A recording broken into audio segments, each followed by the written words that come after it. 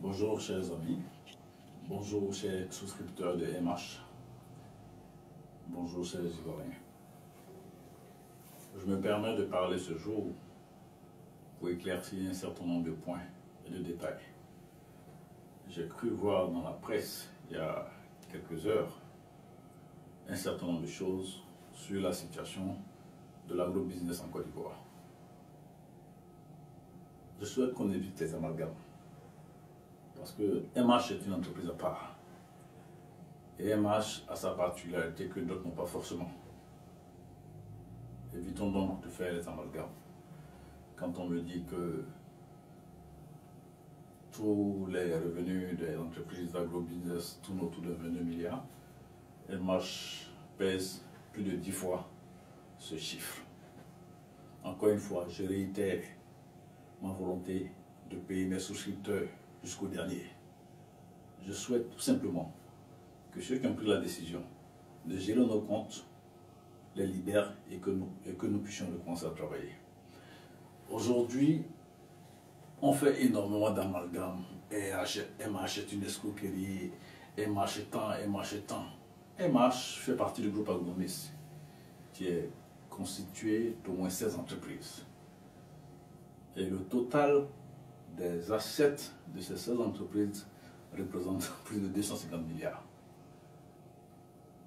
Vous n'avez pas créé MH, vous ne pouvez pas savoir comment faire pour récupérer cet argent. Donc ne vous mettez pas dans une affaire que vous ne maîtrisez pas.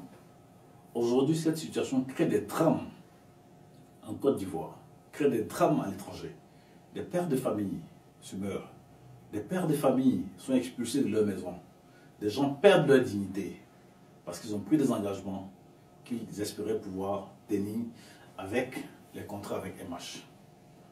MH est dans l'agriculture, MH est dans le négoce, MH est dans le BTP, MH est encore dans beaucoup de choses. Aujourd'hui, j'ai peur de citer, j'ai peur de donner des pistes pour ne pas que, comme on dit à Abidjan, demain, nos amis de la police économique aillent tomber sur ces pistes-là. Aujourd'hui, ils sont en train de saisir tous les comptes qu'ils voient. C'est dommage, parce que ça ne règle aucun problème. Quand vous saisissez les comptes d'une entreprise qui fonctionne, cette entreprise, le personnel entre en chômage, cette entreprise ne peut pas payer ses factures, et cette entreprise ne peut pas faire ce qu'elle devait faire à MH pour que MH paye ses clients. Donc, écoutez, nous sommes dans un monde, j'espère, capitalistique, donc il faut créer de la richesse. Je pense qu'en réalité, on me reproche d'avoir permis aux petits sureurs de chaussures de pouvoir espérer, de pouvoir gagner de l'argent. Autant qu'aux ministres de la République, de pouvoir espérer, de pouvoir gagner de l'argent. Autant qu'aux soldats, de pouvoir espérer de gagner de l'argent. Autant qu'aux généraux, de pouvoir espérer de gagner de l'argent. Tous ces corps de métier ont profité des MH. Que ce soit les petits soldats, les petits policiers, le petit sureur de chaussures, des ministres de la République, des directeurs de société, des membres même du GTA. Au niveau du groupe de travail sur l'agrobusiness, je pense que si on calcule bien, il y a peut-être 2 ou 3 qui sont pas clients. Mais vous êtes client des MH, et vous le savez. Vous aurez dû avoir le courage de dire dès le départ, il y a des choses auxquelles il ne faut pas toucher. Le monsieur respecte ses engagements, aidons-le à avancer. Vous dites que vous m'avez convoqué, je ne suis pas venu. Mais je m'apprêtais à venir. J'avais demandé un report de ma convocation pour le groupe de travail pour venir expliquer c'est quoi MH. Le report avait été accepté. Donc je me préparais de façon naïve à venir et j'ai eu la confirmation que le commissaire divisionnaire Diomandé de la police économique était en train de rire parce qu'il s'est préparé à me faire arrêter. Bon, le commissaire peut contester. S'il conteste, je mets les enregistrements sur Facebook. C'est sa voix qui parlait de ça et à plusieurs reprises. Je ne sais pas quel est le problème, le commissaire Diomandé. Je le pensais être un ami. Toutes les fois qu'il venait me solliciter pour des problèmes qu'il avait. Toutes les fois qu'il venait me solliciter pour des situations gênantes pour lesquelles on ne peut que solliciter un ami. Mais je ne sais pas quel est ce thème qu'il a contre moi. La dernière fois qu'il m'a demandé de l'argent, c'était pour pouvoir mettre sur son compte pour que son fils puisse avoir le visa pour aller aux États-Unis. Et j'ai refusé parce que je sentais un anguille sur roche. Parce que vous remettez de l'argent à quelqu'un qui peut vous mettre dans un trou pour ne pas récupérer cet argent, c'est dommage. Donc, je ne suis pas... ce n'est pas dans mes habitudes de dire des choses comme ça.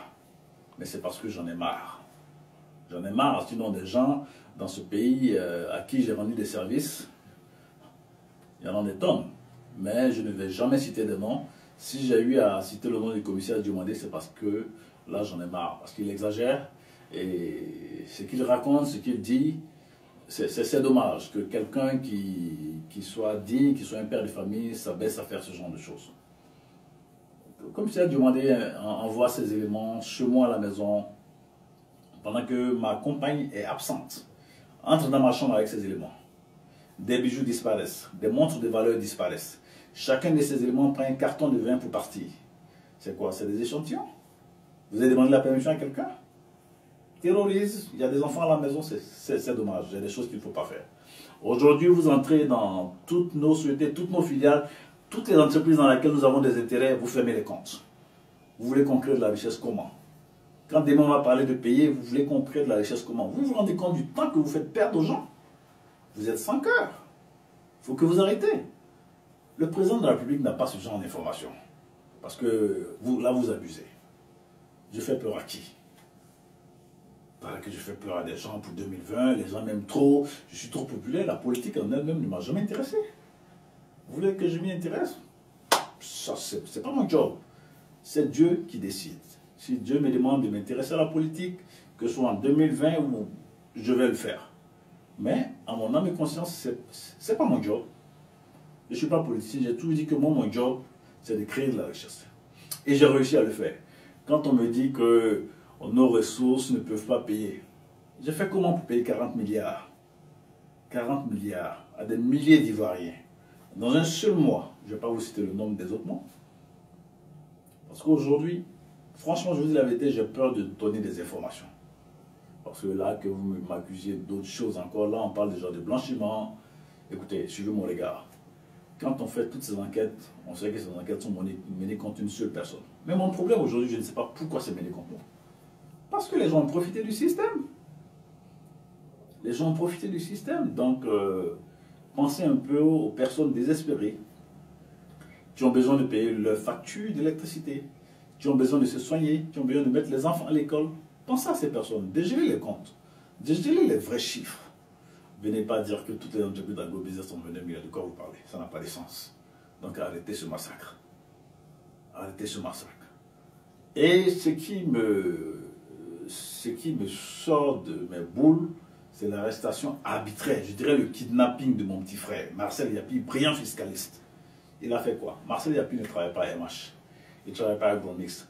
On lui reproche d'être administrateur d'une société dans laquelle peut-être MH ou Agromix a investi et d'avoir fait des retraits importants de cette société vers son compte personnel.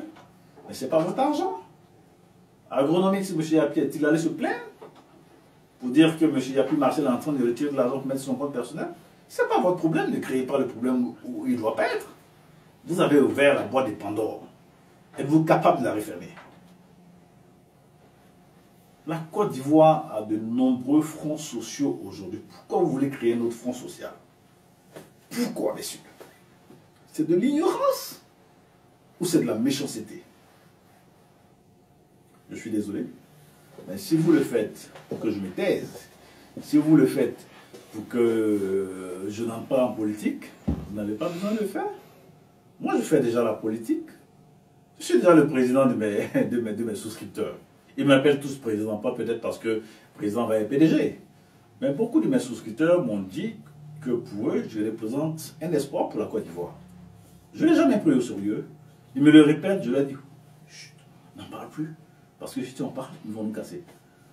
Ben, je pense que l'ennemi est un des oreilles. Des gens ont dû entendre que ce monsieur a énormément de sympathie autour de lui et que ça peut être dangereux pour certaines personnes. Donc, je souhaite qu'on joue bas la terre. Je souhaite qu'on se calme, qu'on arrête la poursuite, la chasse aux sorciers, ces histoires de mandat d'arrêt contre des gens qui créent de la richesse pour le pays, qui font avancer les choses, qui font vraiment avancer les choses. On n'a pas de plantations, on n'a pas tant, on n'a pas tant. Écoutez, le problème est où? Vous tous qui avez monté cette cabale, d'abord, vous-même vous êtes souscripteur, vos proches sont souscripteurs, il n'y a pas une personne parmi vous concernée par cette affaire de MH qui n'a pas un proche ou une proche qui n'a pas bénéficié de ce que MH a fait. À plusieurs reprises, je suis allé vous rendre visite de façon personnelle à certaines autorités de ce pays. Vous vous reconnaissez? Je leur ai dit, on peut tout me reprocher. Mais on ne peut pas me reprocher de vouloir faire de la magouille. Parce que quelqu'un qui veut faire de la magouille, il ne paye pas en un mois 40 milliards. En un mois, je prends 40 milliards et puis je me casse. Donc, arrêtez de continuer d'énerver les gens. Parce que vous êtes en train d'avoir une patate trop chaude dans vos mains. Arrêtez. Arrêtez, s'il vous plaît. Dégeler les comptes. Libérez Marcel Yapi. On va s'asseoir pour discuter. Chers amis, chers parents, chers frères et sœurs, membres de la grande famille MH, gardez espoir. Je suis sûr que la situation va se résoudre. Je suis sûr que la situation va se résoudre. Qu'on ne prenne pas le président Houphouët-Boigny pour bête. Parce que le président Houphouët-Boigny a toujours dit la richesse de ce pays repose sur l'agriculture. Le président Houphouët-Boigny a toujours dit la richesse de ce pays repose sur l'agriculture. Si on demande que c'est faux, c'est qu'on veut dire que le président est bête. Aujourd'hui, je suis très mal à l'aise pour vous donner des informations, vous les gens du groupe de travail. Parce que, écoutez, le groupe de travail était composé de qui? De banquiers et de personnalités de la CENTIF et de personnes de la police économique. D'abord, les banquiers sont complètement disqualifiés. Les banquiers, à plusieurs reprises, ont affirmé que notre système les dérange. Aujourd'hui, je m'excuse de le dire, mais une banque comme NCA a arrêté de faire des prêts depuis quelques temps, depuis quelques mois. Apparemment, si on continuait, NCA allait être en cessation de paiement. Et vous nous appelez et puis on s'assoit, on discute. Il y a des mois où on a fait passer 60 milliards sur vos comptes. On s'assoit, on discute. On pensait avoir des amis à NCA. Mais ça a été un couteau dans le dos, ça a été un poignard. Chers amis, il y a des choses qui ne se font pas. Quand vous annoncez que les Ivoiriens aiment trop l'argent facile, il faut que vous arrêtez d'arriver dans ce genre de choses. Tu l'as dit sur ton Facebook, tu as vu les réponses qui te sont parvenues. Ok? Donc, tu as des enfants qui sont très jeunes. Toi-même, tu es très jeune, tu as un avenir brillant. Il ne faut pas dire des choses que tu ne maîtrises pas.